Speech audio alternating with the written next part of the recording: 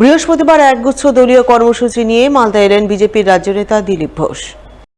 এদিন বিকেলে তিনি মালদা এসে ইংরেজবাজারের মোহদীপুর অঞ্চলের পিয়াস বাড়িতে যান। সেখানে দলীয় নেতাকর্মীদের সঙ্গে চা চক্রে অংশ নেন, সাংগঠনিক আলাপ আলোচনা করেন। সেই সঙ্গে বিভিন্ন ইস্যুতে রাজ্যের তৃণমূল সরকারের কড়া সমালোচনা করেন বিজেপি নেতা দিলীপ ঘোষ।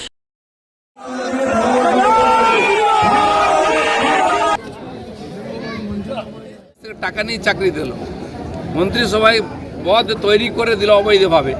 বিজেপি না টাকা দিয়েছে না টাকা নিয়েছে। বিজেপি আন্দোলন করছে এই 18,000 লোকের চাকরি যাতে বহাল হয়, যারা বৈধ চাকরিকর্তা, যারা শিক্ষক বা শিক্ষককর্মী, তার জন্য আমরা লড়াই করছি, কোর্ট অবধি লড়াই করছি।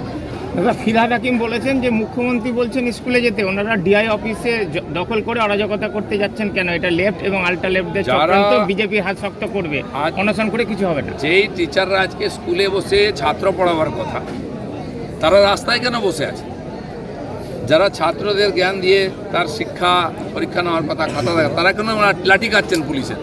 দায়ীটাকে ববি হাকিম বলুন, দাঁড়িয়ে বুকে হাত দিয়ে বলুন এই অবৈধ টিচারদের কাছে টাকা নেওয়া হয়েছে কি না। নাহলে বায়োমার সিট নষ্ট করা হলো কেন? সমস্ত ডকুমেন্ট নষ্ট করা হলো।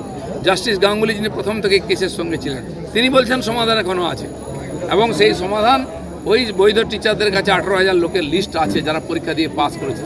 কেন লিস্ট নেওয়া হচ্ছে না? কেন কোর্টে দেওয়া হচ্ছে না? কেন সরকার কোর্টে গিয়ে বলছে না আগে 18,000 লোকের চাকরিটা নিশ্চিত করুন, এরা দোষী নয়, এদের চাকরি যেতে পারে না, এটা বলুক, তারপরে যাদের কাছ থেকে টাকা নিয়েছেন তাদের কাছে হিসাব বুঝে নিন। আসন্ন ব্রিগেড সমাবেশের সমর্থনে মালদার হরিশ্চন্দ্রপুরে মিছিল ও জনসভা করলেন বাম নেত্রী মীনাক্ষী মুখার্জি।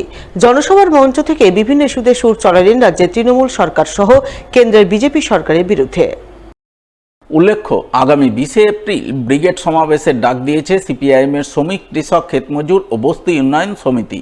তাই আসন্ন ব্রিগেড সমাবেশ সফল করতে জেলায় জেলায় জোরদার প্রচারাভিযানে নেমেছেন সিপিআইএম নেতৃত্ব, যার অঙ্গ হিসাবে বুধবার বিকালে মালদার হরিশ্চন্দ্রপুরে মিছিল ও জনসভা করেন ডিওয়াইএফআই নেত্রী তথা সদ্য সিপিআইএম কেন্দ্র কমিটিতে ঠাঁই পাওয়া বাম নেত্রী মীনাক্ষী মুখার্জি। তিনি ছাড়াও এদিনের মিছিল ও জনসভায় হাজির ছিলেন সিপিআইএম জেলা সম্পাদক অম্বর মিত্র, সিপিআইএম রাজ্য কমিটির সদস্য জামিল ফিরদৌস সহ অন্যান্যরা। তারা সকলে মিলে মিছিল করে প্রথমে ব্রিগেড সমাবেশ সফল করার আহ্বান জানান। এরপর জনসভার মঞ্চ থেকে শিক্ষক নিয়োগে দুর্নীতি, ওয়াকফ আইন বাতিল, ওষুধের অস্বাভাবিক মূল্যবৃদ্ধি ইত্যাদি নানান ইস্যুতে কেন্দ্র এবং রাজ্য দুই সরকারের কড়া সমালোচনা করেন।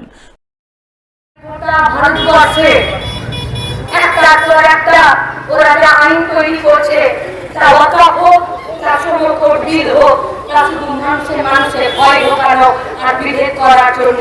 তাই আর এই শহীদ ময়ে যারা উপস্থিত হয়েছে তাদের কাছে আমাদের আবেদন, মানুষের প্রয়োজনে রাস্তা, মানুষ পয়সা দেয় বলে পুলিশের বেতন, মানুষ চাই বলে ভোট আছে, মানুষ গ্যাসের টাকা খরচা করে সরকারের প্রশাসনে ট্যাক্সের টাকা দেয় বলে সরকারের নীল বাতি জ্বলে।